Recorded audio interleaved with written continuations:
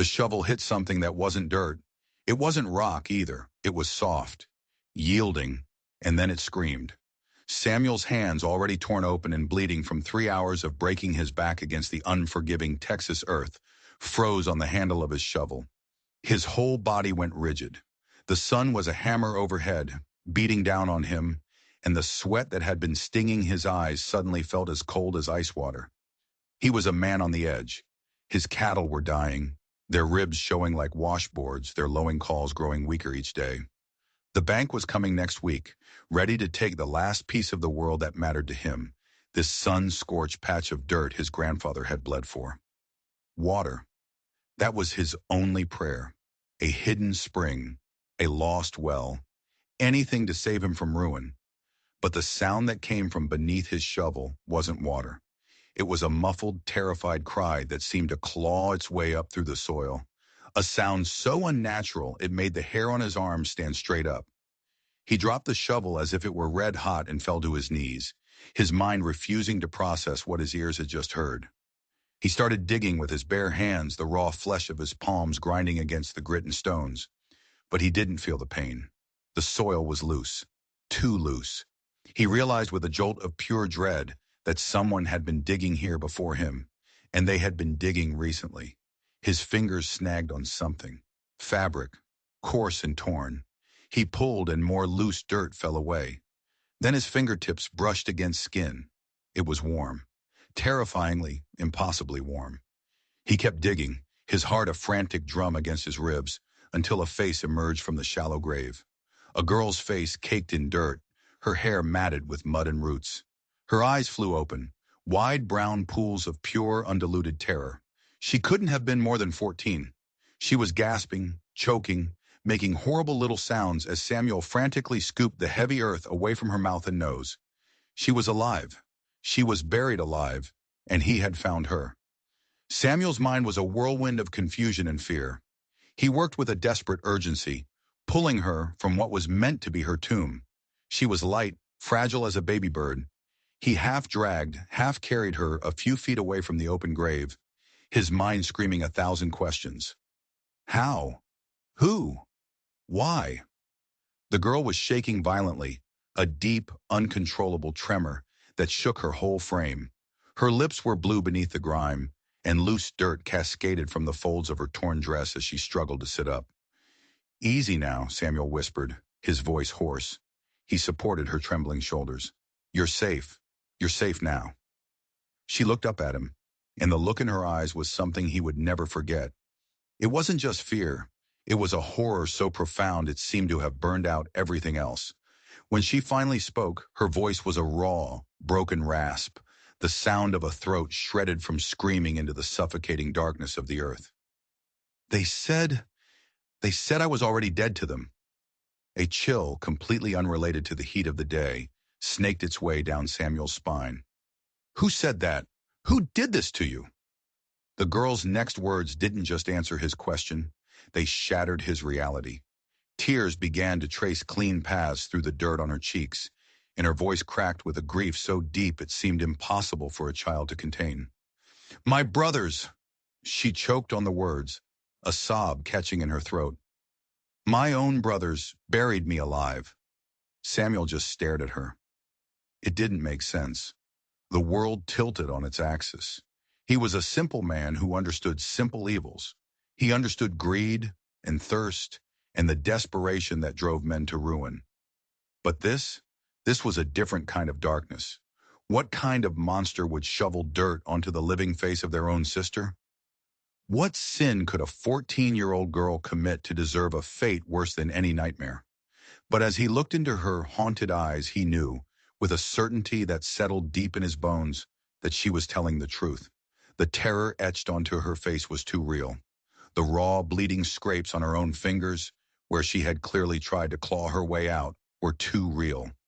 Suddenly, she grabbed his arm.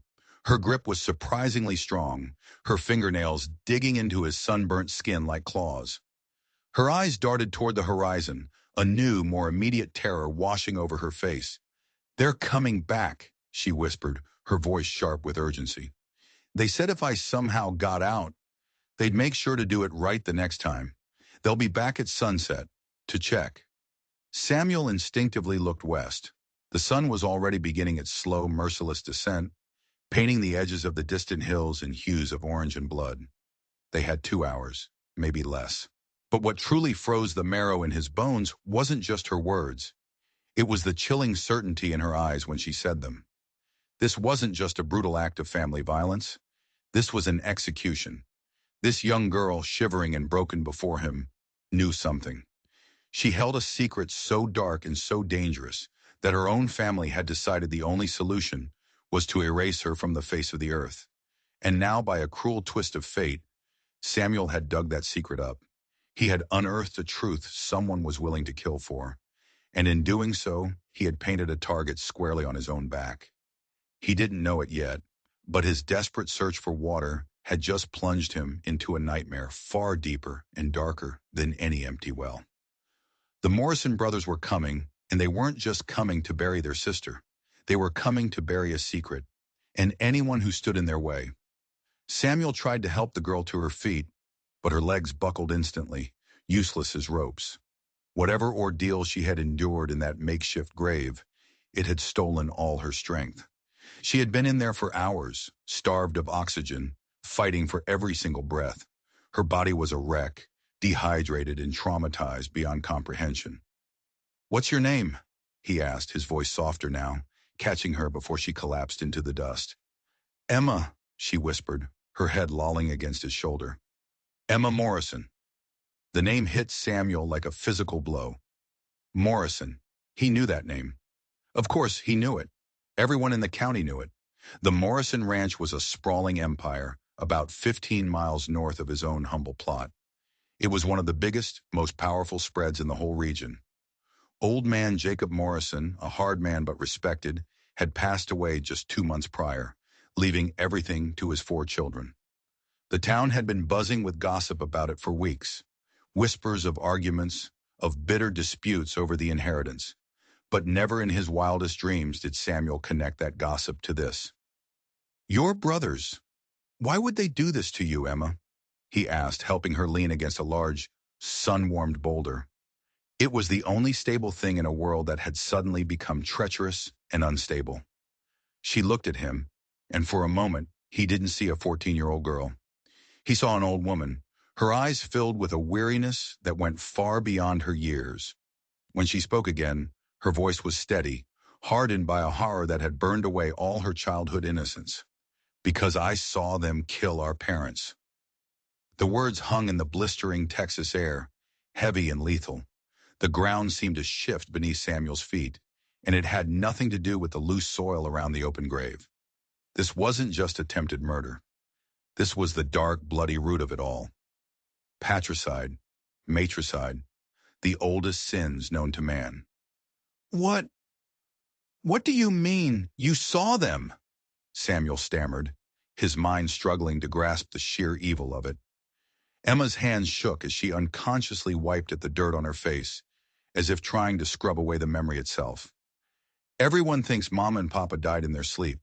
Peaceful. The doctor, he said their hearts just gave out. Both of them. On the same night.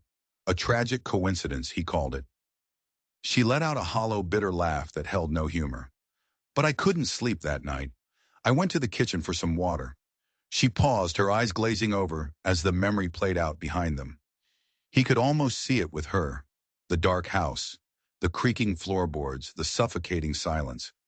"I saw Thomas," she whispered, her voice dropping so low he had to lean in to hear it. "My oldest brother. He was holding a pillow over Papa's face. Marcus. He was holding Papa's arms down. And James, the youngest of them, he was just standing by the door, watching." Her breath hitched. "When Papa stopped, struggling, they went into Mama's room, and they did the same thing to her." Samuel's blood ran cold. It was a scene from a penny dreadful, too grotesque to be real. 3 sons, smothering the life out of the very people who gave them life. All for land and money. "They saw you?" he asked, his voice tight. "Not that night, but I must have been acting different afterward, scared, quiet. This morning Thomas cornered me in the barn. He has these eyes, like a hawk. He can see right through you. He asked me what I knew. Her voice cracked, the raw terror of that morning returning. I was too scared. I couldn't lie good enough. So they had a family discussion. They decided I needed to join Mama and Pop in the ground. Samuel looked from her terrified face to his own small, weathered cabin in the distance. Then his eyes drifted back to the gaping hole in the earth. This wasn't a crime of passion. This was calculated, meticulous. They had murdered their parents and made it look like natural causes. They had gotten away with it. And if Emma hadn't clawed her way to the surface, if his shovel hadn't struck her by a 1 in a million chance, no one would have ever known the truth. The Morrison brothers would be rich, respected, and completely free. "We need to get you to the sheriff," Samuel said, the words feeling solid and right. The law, that was the answer. But Emma grabbed his arm, her eyes wide with a new kind of panic. "No, you don't understand. Sheriff Bradley, he's Thomas's best friend. They hunt together. They play cards at the saloon every Friday night. He won't believe me. Not over them." Her words tumbled out in a frantic rush. "And even if he did pretend to, the first thing he'd do is ride out to their ranch and tell them what I said.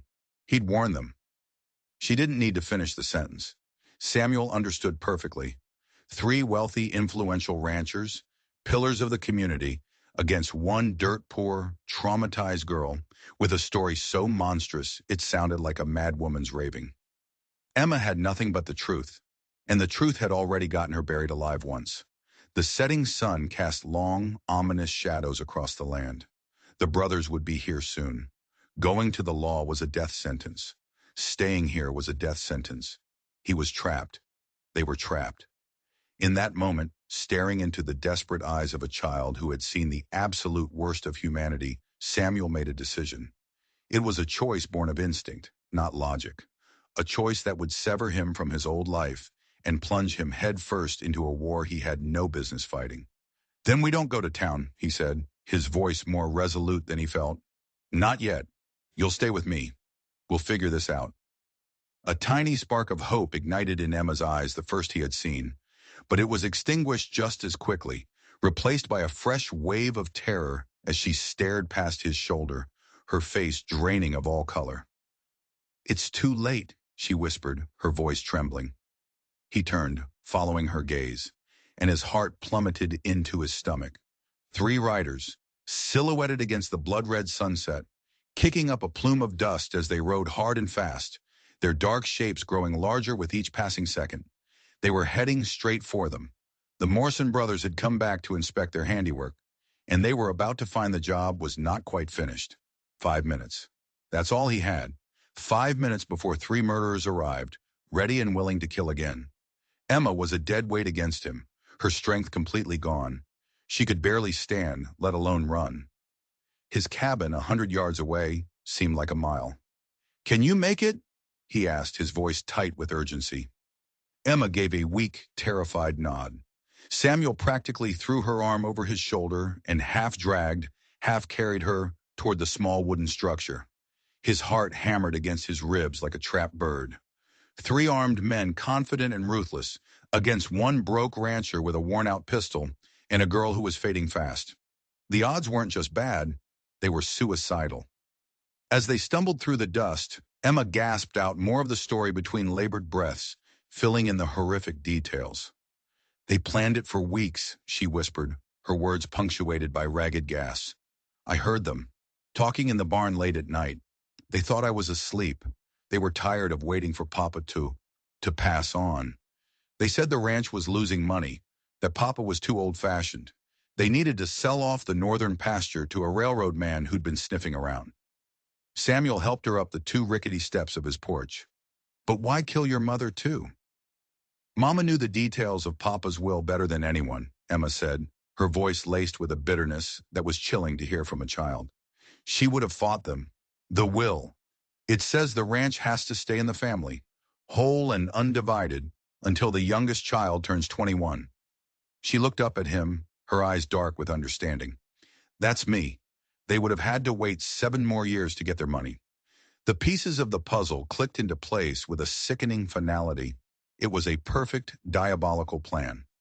With their parents dead and their little sister mysteriously gone, the three brothers would have immediate and absolute control.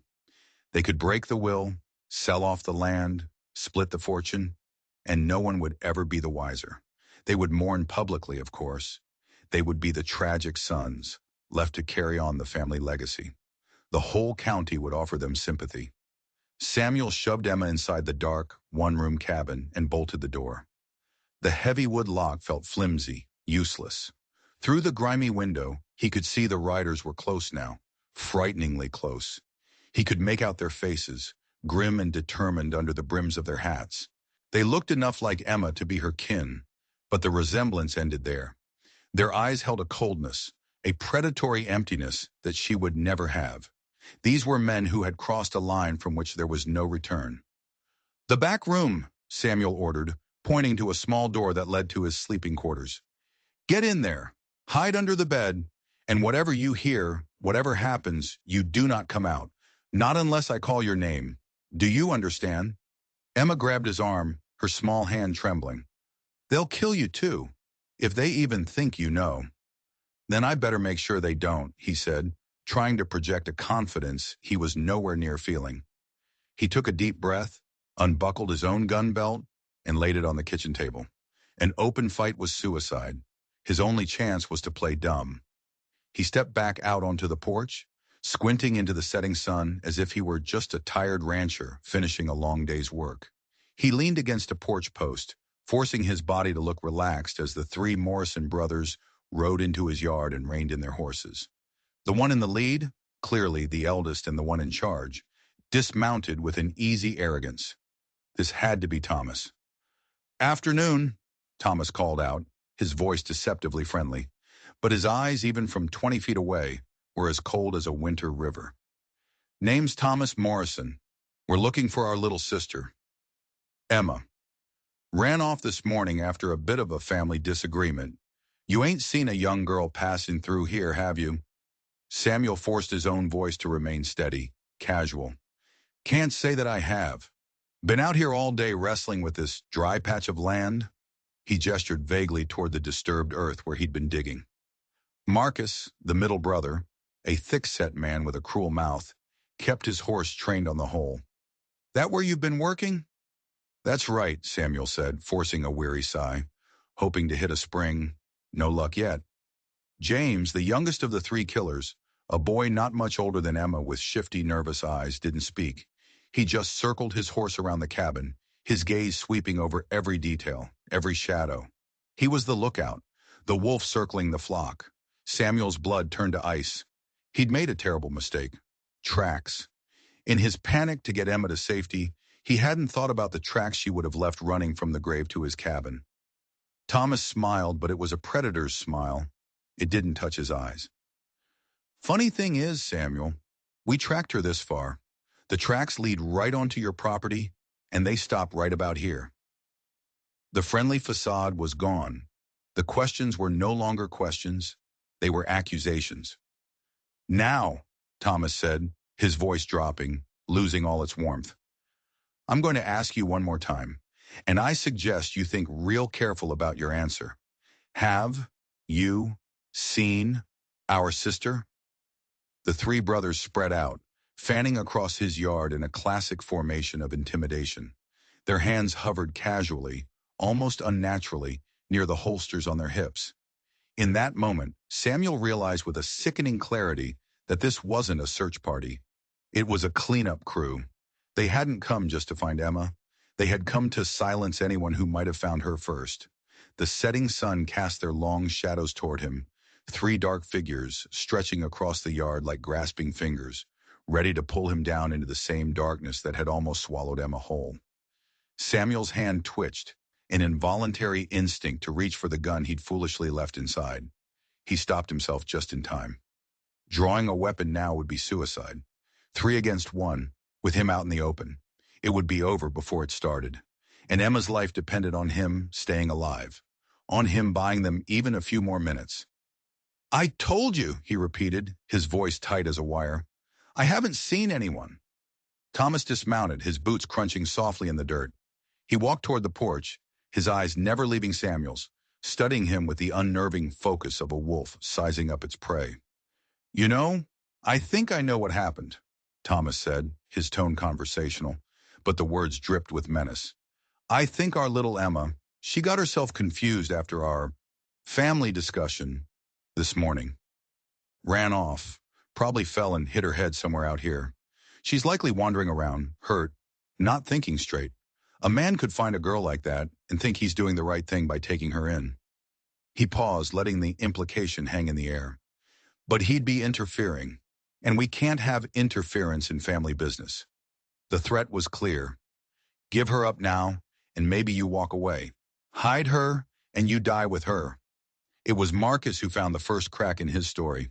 The middle brother had swung down from his horse and was examining the porch steps.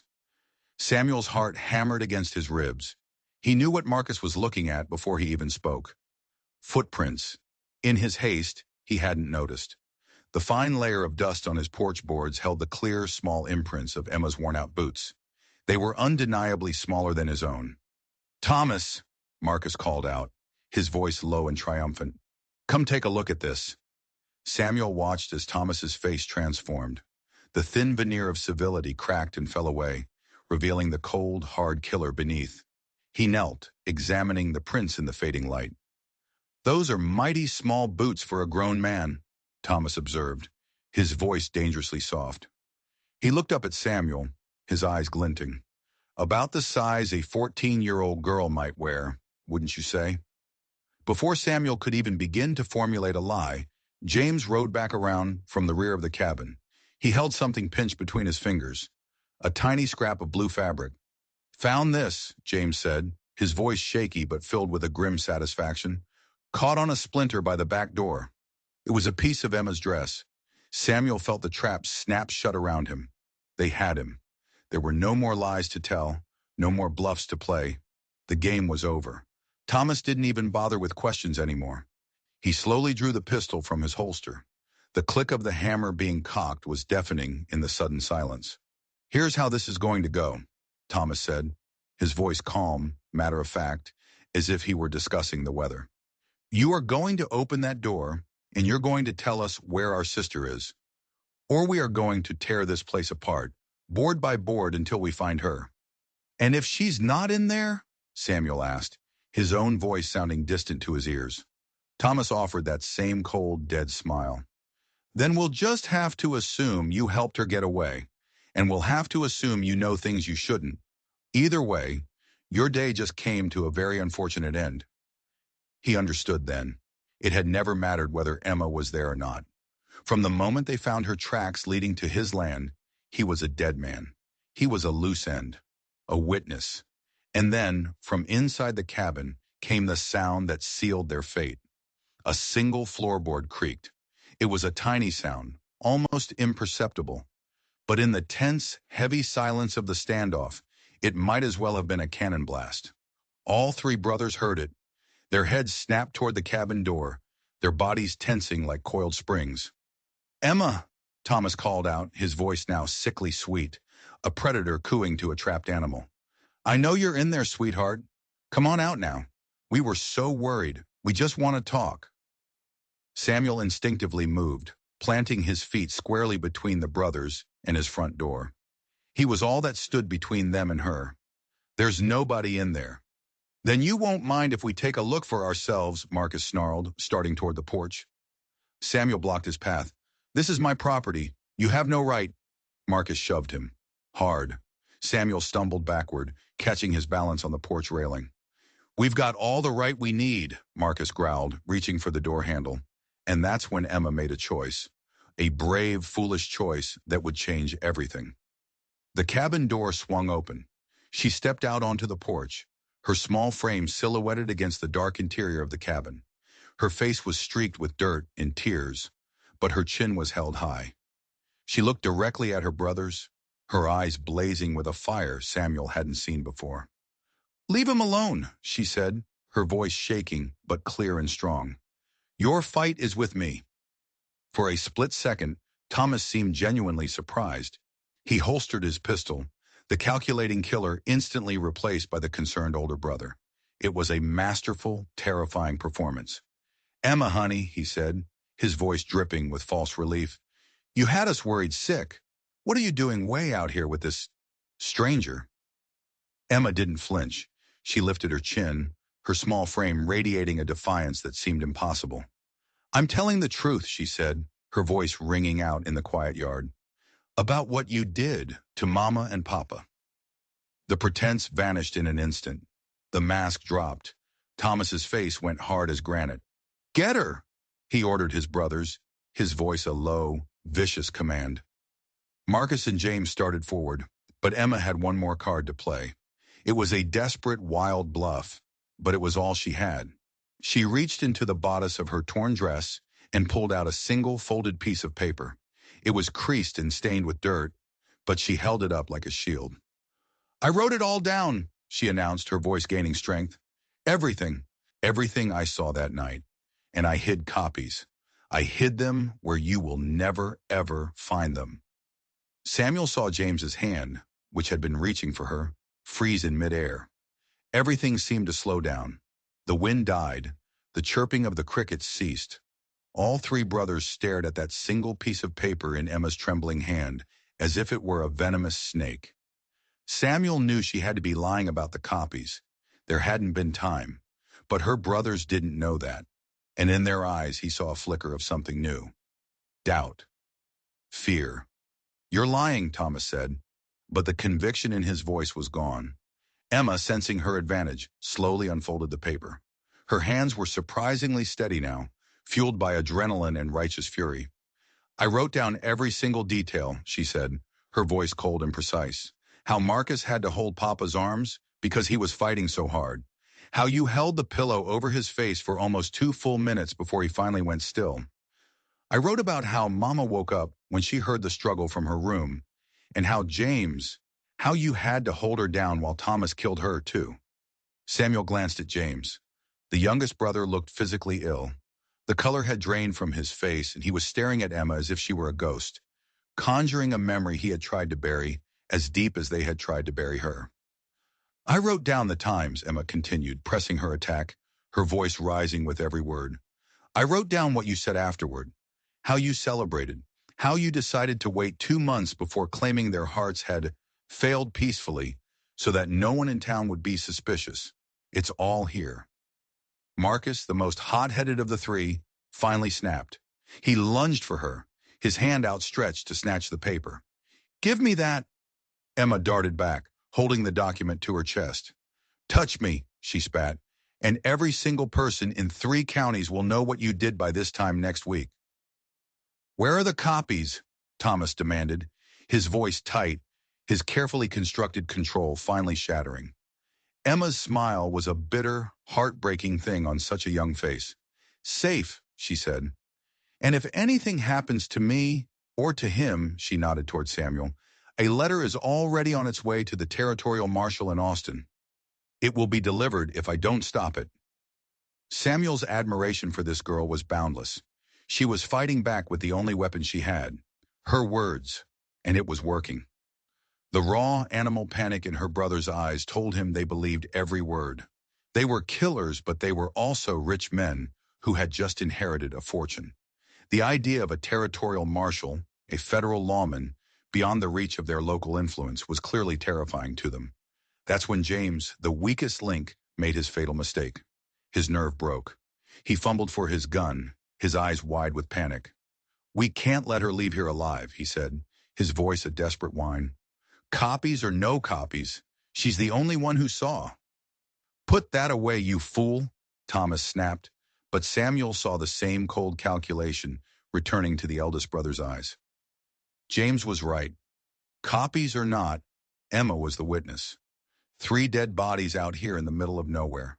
A runaway girl, a nosy neighbor who got caught in a family dispute. It could be explained away. Messy, but manageable.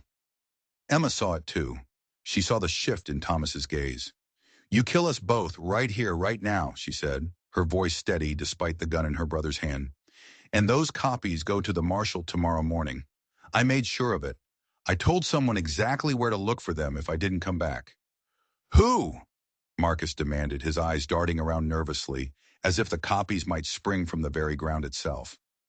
Emma's next words were a stroke of pure genius, a thunderbolt of inspiration born from sheer desperation. "Mrs. Henderson," she said, naming the kind, gossipy woman who ran the general store in town. "I gave her a sealed envelope this morning, before I came home. I told her it was a love letter I was too shy to deliver. I told her if I wasn't back in town by sundown tonight to ask for it back, she was to take it straight to the law and tell them to open it." Samuel almost gasped. It was the perfect lie. Mrs. Henderson was the most famously honest and trustworthy woman in the entire county. She was a notorious busybody, but her integrity was beyond question. If Emma had truly given her such instructions, she would follow them to the letter.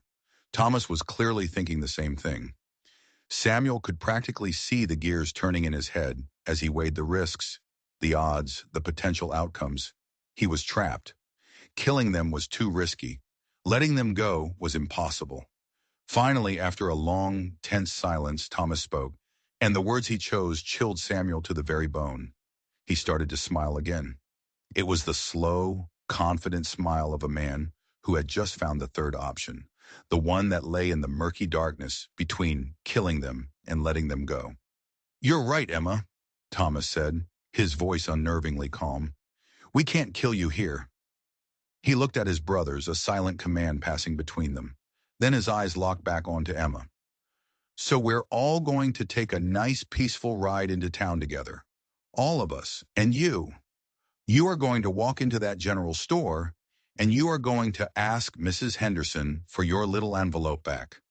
You're going to tell her you made a terrible mistake, that you were just upset about Mama and Papa, and that your imagination got the better of you." Samuel's blood turned to ice. He saw the plan, the real plan, in all its horrific clarity. They weren't going to kill her here. They were going to take her. They would force her and Samuel onto horses and start the long ride toward town. And somewhere along that 15-mile stretch of empty, lonely prairie, under the cover of darkness, there would be an accident, a terrible, tragic accident. Emma would be thrown from her horse. Samuel would try to save her. Their bodies might not be found for days, if ever. It was a perfect, inescapable checkmate. "Nobody's going anywhere," Samuel said, his voice a low growl. He stepped forward, placing himself protectively in front of Emma once again. This was it. The bluffing was over. Thomas let out a short, cold laugh. "You really think you have a choice in this, old man?" "I think you're forgetting something," Samuel replied, his hand now moving slowly, deliberately, toward the gun belt he'd left on the table just inside the cabin door. He was 10 feet away, a lifetime away. "This is my home, and in Texas, a man has a right to defend his home and his guests." "It's 3 against 1, Marcus pointed out, his own gun already in his hand. "You sure you want to test those odds?" Samuel was about to answer, to make a desperate dive for his weapon and pray for a miracle, when Emma suddenly grabbed his arm. "Wait," she whispered, her voice tight. "Listen." At first, Samuel heard nothing but the dry whisper of the wind and the nervous stomping of the Morrisons' horses.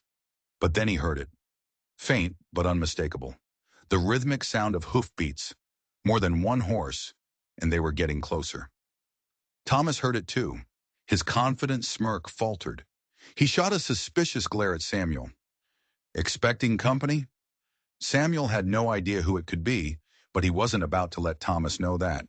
He kept his face a neutral mask. "Could be," he said calmly. "This trail gets a fair bit of traffic." The hoofbeats grew steadily louder, coming from the direction of town. Soon, 2 riders crested a small rise in the distance, moving at a brisk pace. As they drew nearer, Samuel felt a surge of adrenaline, a wild, improbable flare of hope.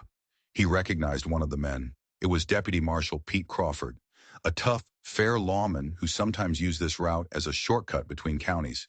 Salvation was riding right toward them. But Thomas was too smart, too slippery, to be caught so easily. His mind worked in a flash, instantly adapting to the new situation. He shoved his pistol back in its holster, and his entire demeanor changed in the blink of an eye. "Emma!" he called out, his voice now filled with loud theatrical concern, making sure it would carry to the approaching riders. "Thank God we found you safe. This fine gentleman was kind enough to give you shelter after you got lost." Samuel could only watch in stunned disbelief as Thomas transformed back into the picture of a worried, responsible older brother. He was playing a part for a new audience. "We've been searching everywhere for our little sister," Thomas continued, waving his arm in a broad, welcoming gesture to the lawmen. "She wandered off this morning. She's been distraught since our parents' passing." Emma opened her mouth to scream the truth, but Thomas shot her a look. It was a fleeting glance, but it was filled with a promise of such swift and terrible violence that the words died in her throat.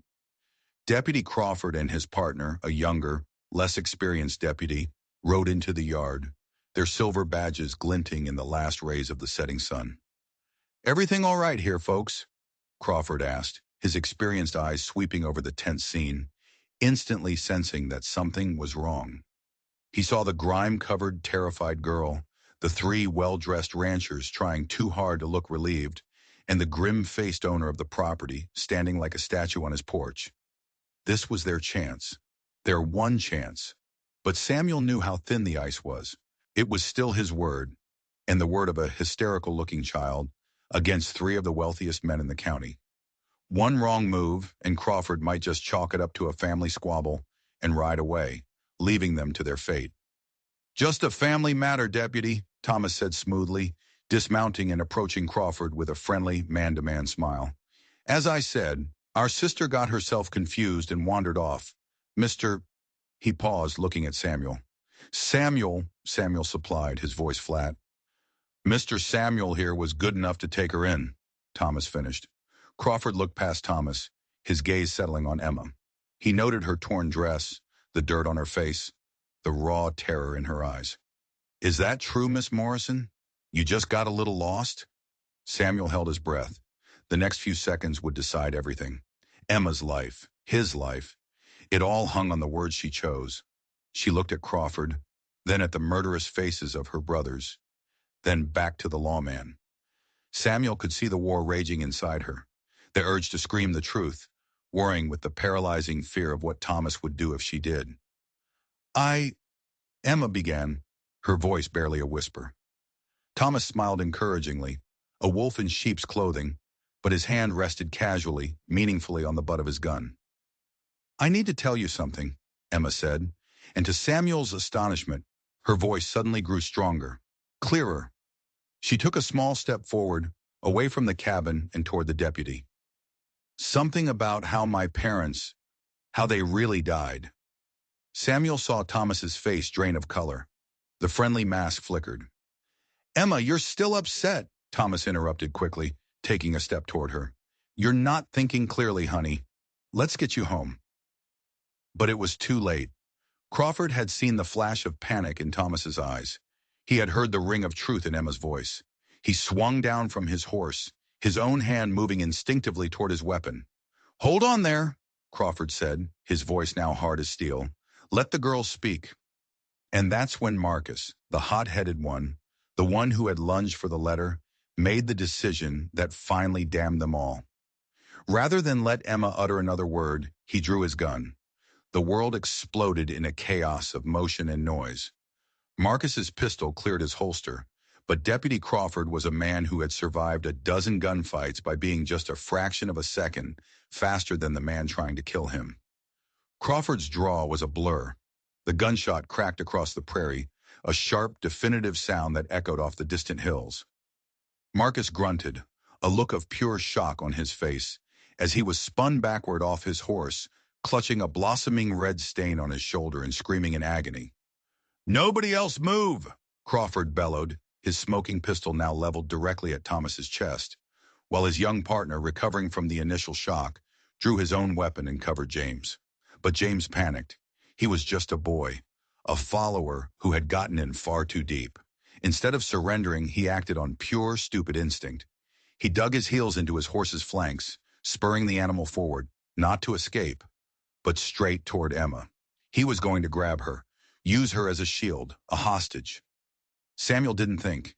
He reacted. He launched himself off the porch, tackling Emma around the waist and driving her down into the dirt, just as James's horse thundered past. The young killer's grasping, outstretched fingers missed her by inches. Seeing his plan, his family, his entire world collapsing around him, Thomas made one last, desperate gamble. "Deputy, these people are lying," he yelled, trying to sow confusion. "They're trying to rob us. My sister has been kidnapped. This man, Samuel, he's the one you should be arresting."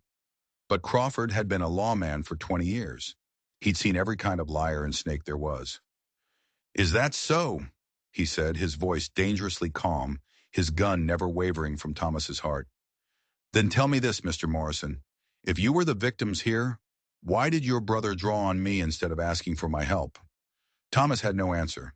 Emma, helped to her feet by Samuel, was covered in a fresh layer of dust, but her voice was as clear and strong as a bell. The terror was gone, replaced by a cold, righteous fury that had finally been unleashed.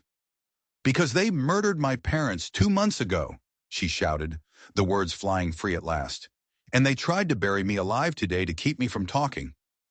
She held up the crumpled piece of paper, the bluff that had saved their lives. "It's all in here. Every detail of how they smothered my mother and father in their sleep, all for the inheritance money." Crawford's partner had dismounted and was efficiently tying up the wounded, whimpering Marcus, while keeping his gun trained on the now frozen James. Thomas sat on his horse, utterly defeated, the mask of the respectable rancher finally stripped away to reveal the monster beneath.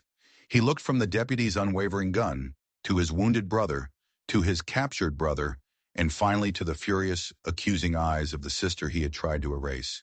He finally understood. It was over. "That's a mighty serious accusation, miss," Crawford said, though his eyes showed he believed every word. "You have any proof of this, besides what's on that paper?" Emma's voice never wavered. "I saw it. With my own eyes I watched them kill our parents. And when I couldn't hide what I knew anymore, they decided I had to die too."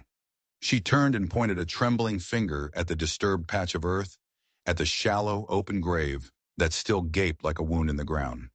"They buried me, right there. If Mr. Samuel hadn't been digging for water, I would be dead and gone right now. You would have never known." Deputy Crawford walked over to the gravesite. He stared down into the small, hastily dug hole. His face, already grim, darkened as he took in the scene. The loose soil, the pathetic size of it, the clear, desperate scrape marks on the rocks where Emma had clawed for her life. He took off his hat and wiped a hand over his face, looking from the hole to the small, dirt-covered girl who had survived it. "Jesus Christ," he whispered, his voice thick with a mixture of horror and awe. "They really did it. They buried a child alive." Thomas, seeing the absolute conviction on the lawman's face, made one final, pathetic attempt to save himself. "She's confused," he insisted, his voice cracking. "Grief does terrible things to a young mind. We were just trying to help her. It's not what it looks like." Crawford turned slowly, his eyes as cold and hard as polished steel. He put his hat back on. "I've seen a lot of evil in my time, Morrison," he said, his voice a low, disgusted growl. "But this is a whole other level of damnation." He holstered his pistol and pulled out a pair of handcuffs. "You, your brothers, and your money, you're all going to hang for this." The next hour was a blur. More lawmen arrived from town, summoned by Crawford's partner. The yard filled with horses and stern-faced men. Marcus was patched up enough to be hauled away. All three Morrison brothers were shackled, their faces a mixture of disbelief, fear, and for Thomas, pure, unadulterated hatred. They were loaded into a prison wagon for the long, final ride back to the town they had once owned. As the sun finally dipped below the horizon, plunging the prairie into a purple twilight, Samuel and Emma stood on the porch, watching the wagon disappear into the growing darkness. The silence it left behind was profound. What happens now?"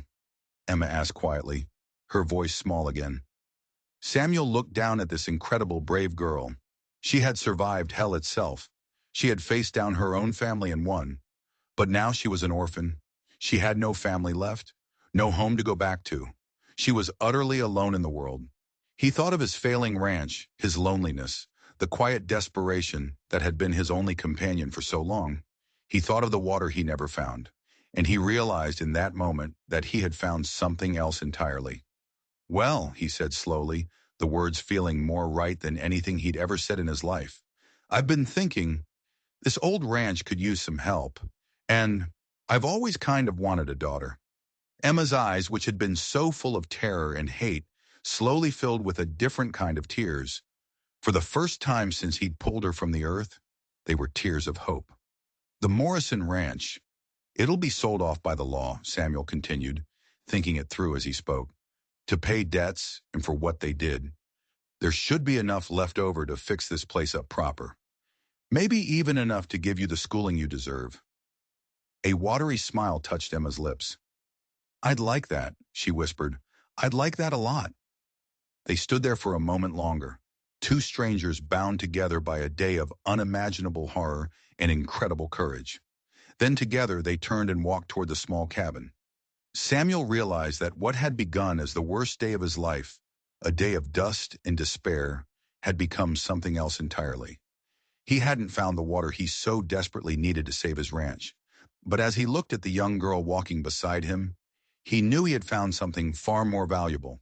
He had found a reason to save it. He had found a family. And Emma, who had lost everything, had finally found justice. If you were chilled by the story of Samuel and Emma's fight for survival, make sure you hit that subscribe button and ring the notification bell. You won't want to miss the dark and mysterious stories we uncover every week. And let me know in the comments below, what do you think was the most shocking twist in the Morrison brothers' evil plan? We'll see you in the next one.